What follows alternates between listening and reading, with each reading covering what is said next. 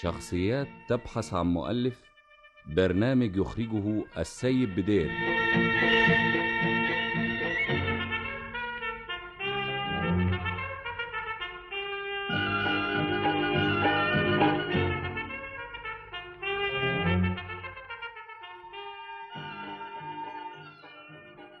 كل بيت رنت فيه زغاريت الفرح، فرح باسبوع النونو او النونة، فرح بخطوبة او كتب كتاب.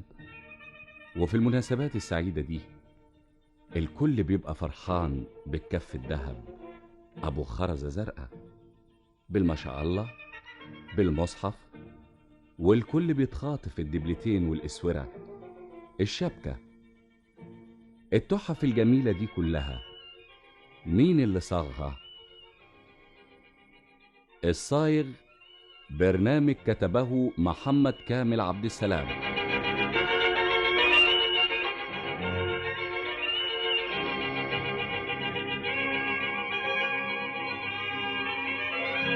صباح الخير يا سي نجيب افندي. ما بلاش منها صباح الخير دي مادام بتقولها وانت بتنفخ بالشكل ده يا سي يوسف. اعمل ايه بس، ما هي اموركم تجنن. والله لو اعتنيتوا كويس يا سياغ بشغلكم ترتاحوا وتريحونا احنا يا بتوع الدمغه. سيبنا من اللي فات ده كله، خلينا في الحكايه الجديده دي، حكايه النهارده. حاضر يا فندم. نعم. ازاي الشغل يطلع ناقص سهمين عن العيار 21؟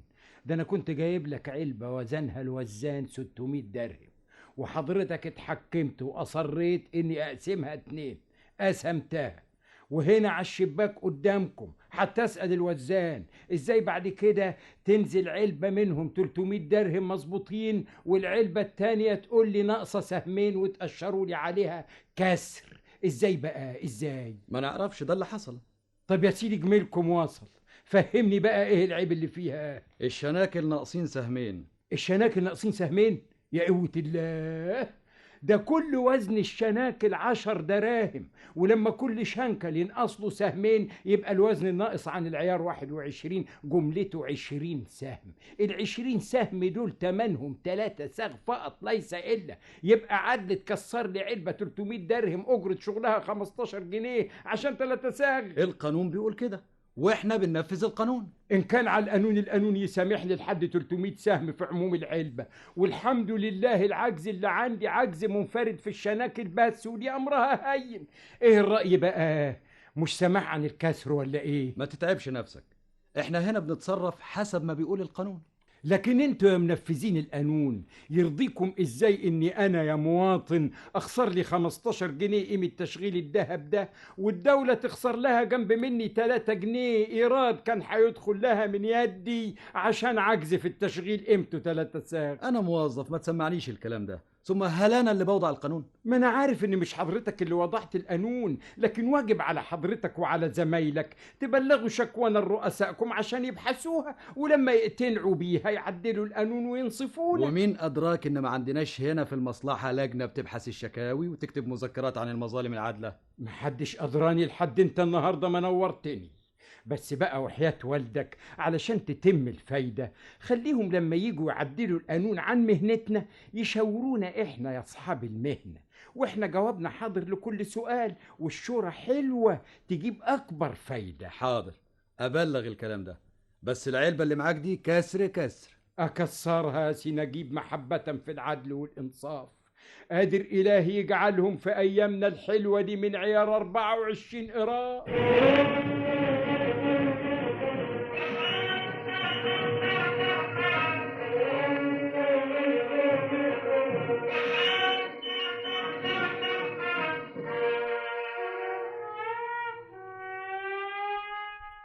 صباح الخير يا حنفي. صباح النور يا حاجة، أهلا وسهلا. أهلا بيك يا ابني. سي يوسف فين أمال؟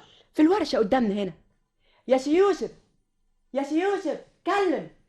يا ألف أهلا بالناس الأمراء الكمل الطيبين. سلامات سلامات يا حاجة، شوفي نورك مالي علينا المحل ازاي. ده نورك انت يا حاج. ده انتوا اللي كلكم نور. ازاي يا اخويا الحاج وازاي الولاد؟ ان شاء الله الكل بخير وطيبين. بخير الحمد لله. عال قوي رضا، ده اللي بنتمناه من ربنا.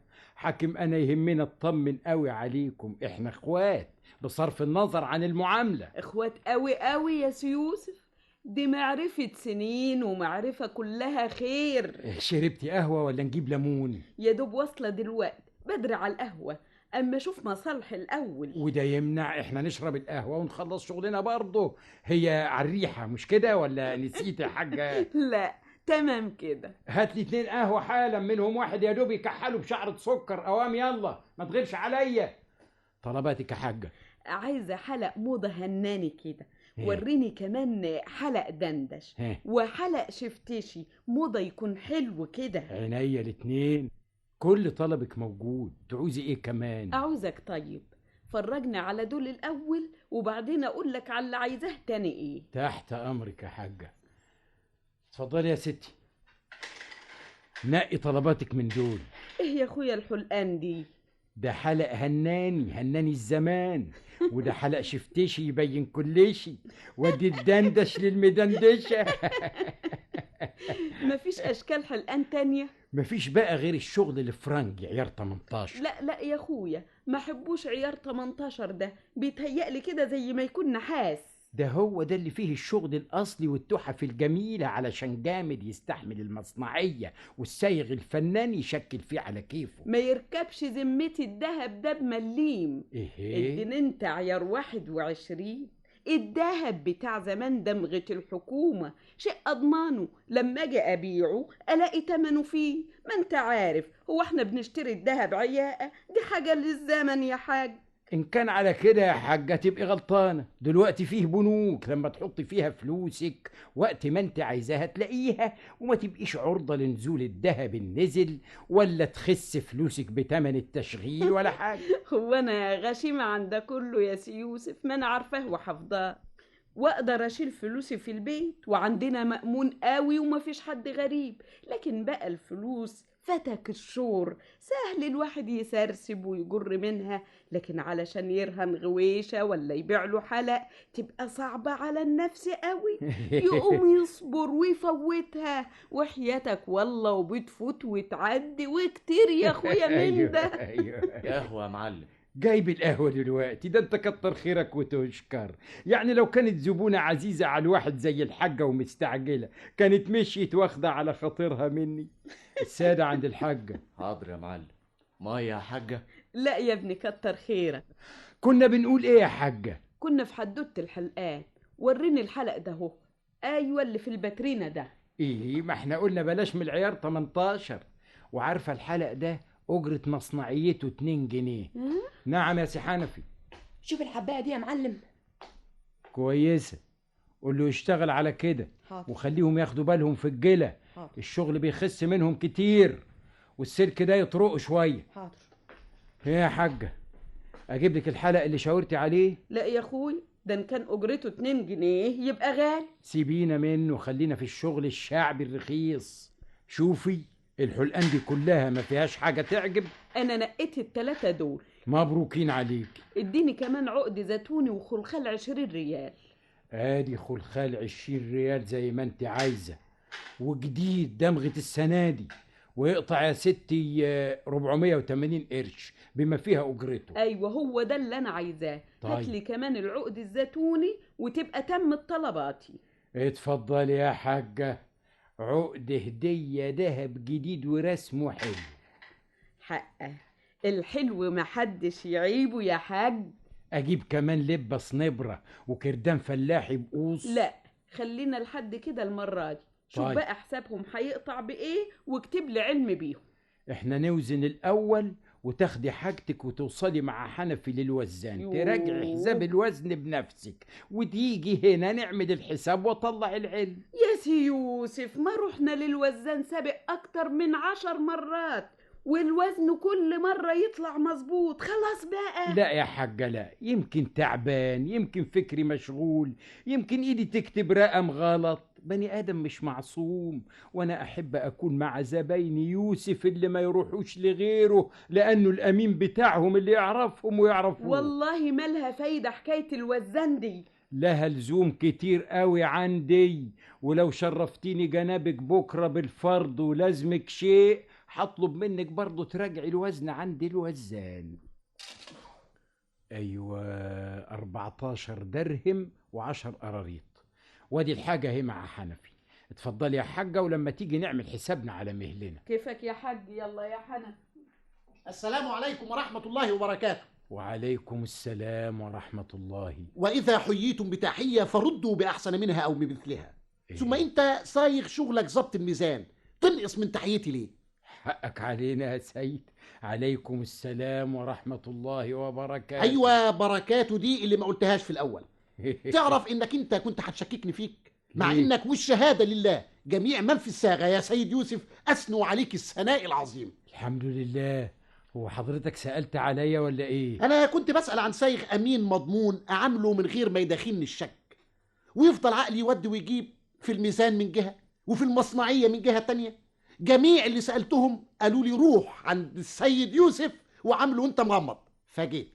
يا مرحب، طلباتك. ما تزعلش مني لو قلت لك إن من باب العلم بالشيء سألت عن سعر الذهب النهاردة وقالوا لي إن ثمنه 168 قرش. وقالوا لك بقى ان ده سعر الشراء ولا سعر البيع؟ والله ما سألتش السؤال ده. إيه يعني سعر الشراء وسعر البيع؟ معناتها إيه دي؟ مش كله ذهب؟ معناها ان لما اشتري منك ذهب قديم جاي تبيعهولي اخده منك ب168، لكن لما ابيع لك جديد ابيع لك بزايد قرش، وحنفوت لك يا سيدي القرش ده عشان خاطرك. بارك الله فيك، بارك الله فيك. أنا برضو كنت سائل عن النقطة دي وعارفها طيب قبل ما أدخل عندك، لكن قلت أجس النبض عشان أطمئن قبل على المعاملة. الواحد لازم يكون حريص على ماله يا سيد يوسف. لا، ده انت تطمن قوي. السائغ إن ما كانش امين لا صفة تنبيه. طلبات سيادتك ايه؟ الغوايش عيار 21 المدموغة أشكالها إيه؟ ما عندناش هنا شغل مش مدموغ. اما عن الاشكال ففيه اندلسي وورد النيل وجمهورية وفتافيت السكر، ودي كلها اشكال شعبية، ومصنعية الدرهم 8 قروش ساغ. مش كتير؟ إيه يعني المصنعية هتاخد إيه؟ بتاخد شغل، مفيش حاجة ما بتاخدش شغل. وألاقي عندكم أساور؟ موجود، كل طلباتك أؤمر. بس اديني كده فكرة عن الأساور أما شاور عقلي كده، وبرضه دهب 21 والله. في يا سيدي أساور تعبان راس وديل، وفي تعبان اسكندراني براسين جنب بعض، وفي أساور شبيهة بالشفاليه. لكن دي بقى مصنعية الدرهم فيها من 15 ل20 قرش، ووزنها من 8 دراهم ل10. تحب أفرجك على إيه؟ فرجني أصغر حلق أطفال عندك، حاجة بناتي حلوة كده من اللي ما يزيدش تمنها عن الجنيه بحال من الأحوال. أصل أنا جيبي ما يستحملش أهادي بنت أختي أكتر من كده. الفلوس مش بعزقة ولا إيه يا سيد يوسف؟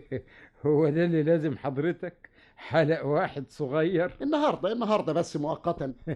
الواحد طول ما هو عايش بتلزمه حاجات كتير. حد الزمان ده بيستغنى يا سيدي عن السايق؟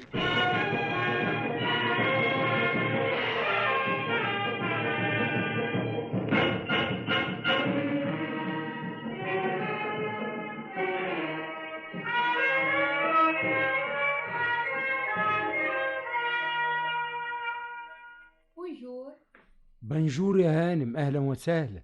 اتفضلي يا هانم. ميرسي. طلبات السيادة. ممكن من فضلك أشوف إسورة شوفلي؟ بكل ممنونية يا هانم. بس الهانم تسمح أولا تشرب إيه، ليمون كزوزة ولا نجيب شاي ظريف كده بالنعناع؟ ميرسي ميرسي. ما تعودش أشرب حاجة برا البيت. أمرك يا هانم، إحنا عايزين نقوم بالواجب وبس. ميرسي، متشكرة خالص. اتفضلي يا ستي. دول شفاليه والألماظ اللي فيهم فلامنك، ودول شفاليه ألماظهم برلنت، ودول فيهم فلامنك وبرلنت، ودول بالياقوت. أوه، في غاية الجمال، حاجة في منتهى الروعة. تري شيك، ذوق جميل خالص. اسمي الكريم إيه؟ يوسف. عشت الأسامي يا يوسف. الله يحفظك. بارول دونير. الأساور دول أشيك بكتير من الموديلات الفرنجي اللي اتفرجت عليها في باريس. أمال ما هي الدول الأوروبية والأمريكان كمان بيجوا هنا يتفرجوا على شغل أجدادنا ويتعجبوا ويصوروا بالفوتوغرافيات وياخدوا منا أفكار. هو في إيدين تبتدع صياغة أحسن من إيدينا إحنا يا أولاد مصر. وزن لي إسورة بالفلامنك وواحدة برلنتي، أما شوف أسعارها إيه. حاضر يا هانم. اهي دي يا هانم فيها 10 دراهم عيار 18، الدرهم فية 150 يبقى عندنا 15 جنيه، وصياغة وتركيب وجلة 10 جنيه، يبقوا يا ست 25 جنيه. ايوه. فيها ألماس 3 قراريط فلامنك، سعر القراط 12 في 3 ب36 جنيه، يبقى تمنها كله 61 جنيه. هو التانية لو سمحت، انا اسفة اللي هتعبك معايا شوية. تعبك راحة يا فندم، امال احنا قاعدين ليه؟ اهو يا ستي، دي بقى فيها 14 درهم عيار 18. قلنا الدرهم فية 150 يبقى حسابنا 21 جنيه، عليهم 10 مصنعية يبقوا 31 جنيه، وفيها ربع قراط برلنطي 12 جنيه ونص، يبقى 43 جنيه ونص. خلي 2 دول على جنب وفرجني على مجموعة لطيفة من الخواتم. عيار 18 برضه؟ طبعا طبعا. حاضر. سعاود بيقول لك هات له من شلك عنترتين وحمشة جنيهات، وبيقول ان الدبشه اللي في شلك شقاله عنايمك منها. دي الرموز غريبة خالص. بيقول لك ايه؟ انا مش منبه عليك يا واد 1000 مرة ما تكلمنيش بالسيم قدام الزباين. عجايب والله عليكم، انت مش هتفهم ابدا. هنفضل نعلمكم لامتى؟ اتفضل، ادي ال25 جنيه اللي عاوزهم سعاوض، وجنيهات اهي زي طلبه، وقول له انه حسابه حسابي برضه. تتفضل سيجارة؟ اوه اسفة، ما عنديش الا سجارة واحدة. يقدر يشتري لي علبة سجاير؟ اسمه ايه ده؟ يا سلام، اي خدمة. شوف طلب الهانم يا حنفي. علبة كرافن والله، بفم فلتر.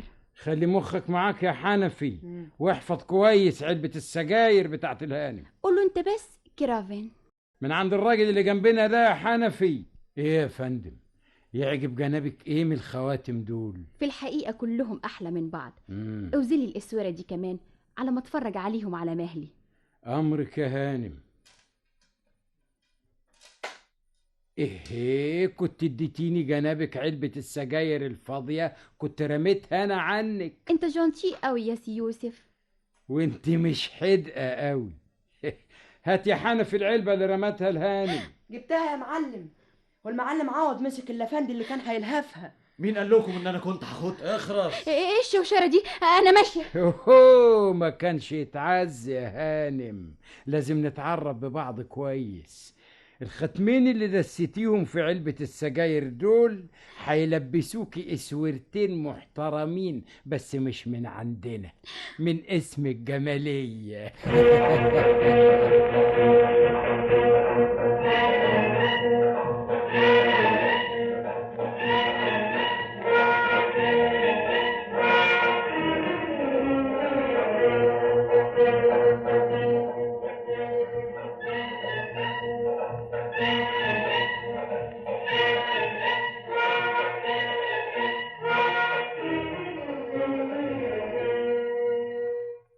المعلم فين يا اسمك ايه؟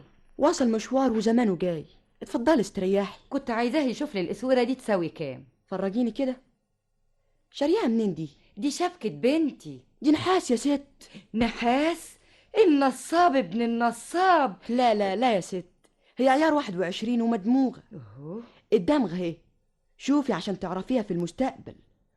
بس انا افتكرتك زي اللي كانت عندنا النهارده ولا مؤاخذه. وانا صدقتك يقطعني، ده عريس بنتي ابن حلال مصفي امير الامراء. يلزم ايه يا ست؟ اسمع يا فتوح، ابعد عن المحل، ما تتلزقش فيه وتبكش على الناس اللي جايين لنا، ولا علشان المعلم مش موجود عقلك بيقولك العب بديلك. ايه يا واد اللماضه دي يا واد؟ ده يا ست صايغ طياري من اللي يتلطعوا على ابواب المحلات يصطادوا الزبون ويبيعوا له حلاوه لسان، ومن ثم يكسعموه. حراسي من الصنف ده صنف مؤذي. فتناها لك يا اخويا.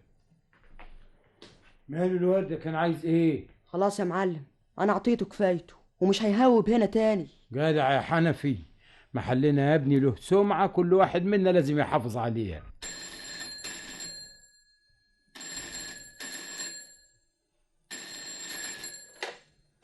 الو، نعم. امال هروح فين يا هدية؟ ناسي ايه يا بنتي؟ فكريني بس من غير زعل. يا حلوة صحيح، معلش يا بنتي، اعذر ابوك، الشغل كتير، الواحد مش لاقي وقت للزباين ومراقبة الشغل. مكنة الجلخ موتورها تعطل، وبعدت اشوف كهربائي ولحد الساعة دي ما جانيش. التدوير بالايد مش هيسعفني على الشغل اللي لازم يطلع. الحل ايه؟ البركة في اخوك يحضر تقديم الشبكة بدالي، خليه يحس انه راجل العيلة بعد مني. ايه ينفع قوي ده، يمكن لو انا موجود وبتفرج على الشبكة يفتكروا انا سايبنا اني بتمنها. مبروك يا هدية. قربنا ونبقى العشاء يا معلم، مش هتاكل لك لقمة؟ هم بعتوا العمود؟ العمود وصل الساعة 3. اوديه الورشة سخنه. زي بعض، وادي احنا رايقين حبة.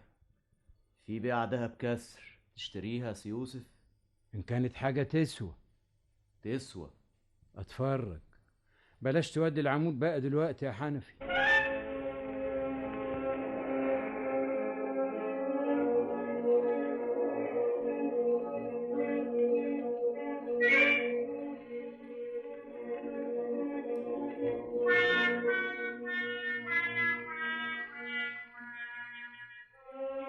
صباح الخير يا حنفي. صباح الخير يا سي يوسف، اتأخرت علينا النهاردة قوي. مشاغل الدنيا كتير قوي يا حنفي. عندك مبيعات قد ايه؟ بعنا 200 درهم دهب، وجبنا من السوق كمان 100، عاوزين نتحاسب عليهم. احنا بعنا بكام؟ بعنا الخام ب 168، واللي جبناه من بره عايزين يحاسبونا عليه ب 169، مش مخلصهم غير كده. يا خبر، فرق قرش اوام. ده انا كمان خدتهم اكراما لك انت يا معلم، محدش راضي يبيع. نستنى شوية يمكن يهوي. لا يا معلم، من فكري تحاسبهم دلوقتي، احسن الدهب في زيادة. ادي 200 درهم من عندنا و100 من بره يفرقوا علينا 3 جنيه خسارة. الحق اشتري لنا 300 درهم كمان ويعوض علينا ربنا في ال3 جنيه. الحمد لله اللي ما سرقناش ولا سرقناش. ان شاء الله ربنا يبعت الزباين وكله يتعوض، السوق بياخد ويدي. ضروري السايغ الامين دايما مستور، ومكسب السمعة يزيد الرسمال ويخليها دايما مستورة. في الورشة عملوا ايه؟ سبكوا الدهب وعملوا ششن عليه، جت النتيجة كويسة قوي الحمد لله. طلعوا ايه؟ كل المطلوب 10 كرادين سلاسل كليوباترا، و20 جوز حلق، و50 خاتم من نفس النوع. ما طلعوش تعليق؟ 50 تعليقة أشكال مختلفة، منها المط ومنها المسؤول.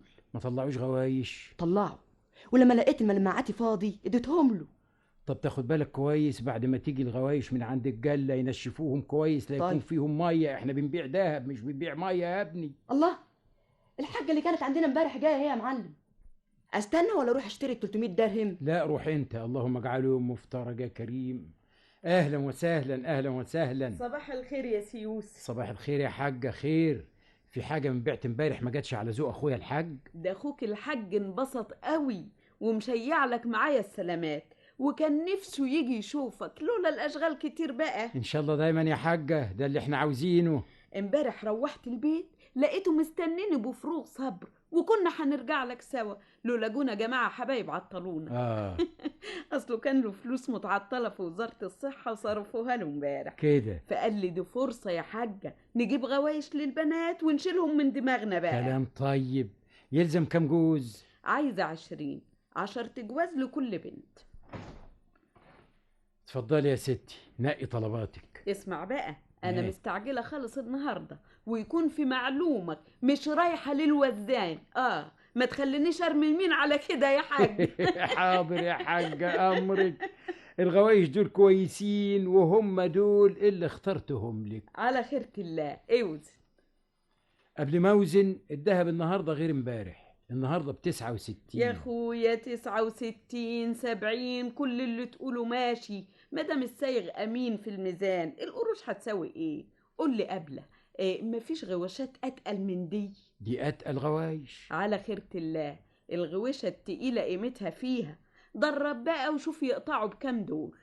هندرب على 69، خليكي فاكرة يا سي يوسف. درب اللي تدربه، بقول لك يا اخويا مستعجلة. طيب يا ستي، اهم 200 درهم و10 قراريط فية 169. أجرة 8 يبقى السعر 177. في 200 يبقوا يا ست يبقوا 354 جنيه. عندنا 10 قراريط، حسابهم ايه؟ 110. تبقى الحسبة على بعضها 355 جنيه و20 قرش. خلي ال20 قرش دول علينا احنا بقى. طيب يا سيدي، ها اتفضل حسابك، ربنا يديم المعروف. فوتك بعافية يا اخويا. مع السلامة.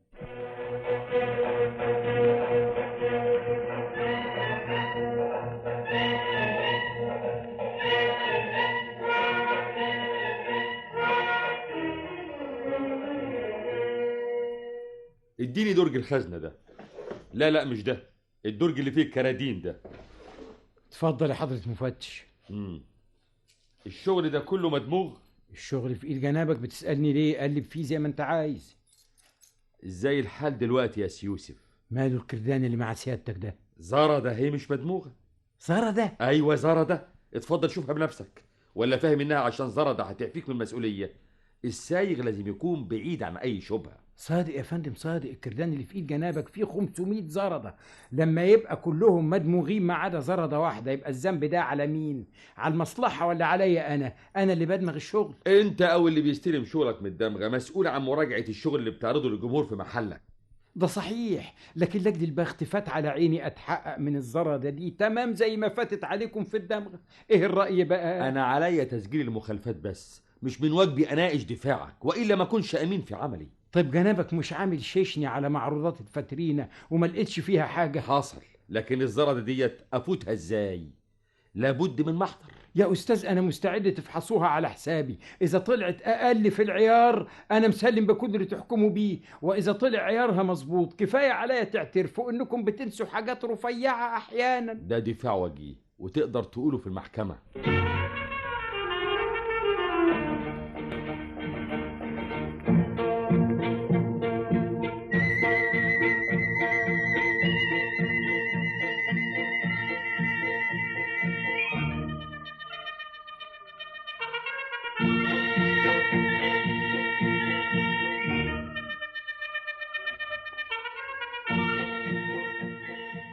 استمعتم إلى برنامج شخصيات تبحث عن مؤلف، وكانت هذه الحلقة عن الصايغ كتبها محمد كامل عبد السلام، وصور الشخصيات نعيمة وصفي، سهير رضا، كوثر رمزي، حسين فياض، لطفي عبد الحميد، أحمد شوقي، إبراهيم كمال، هناء عبد الفتاح، وقام بدور الصايغ عبد الوارث عسر.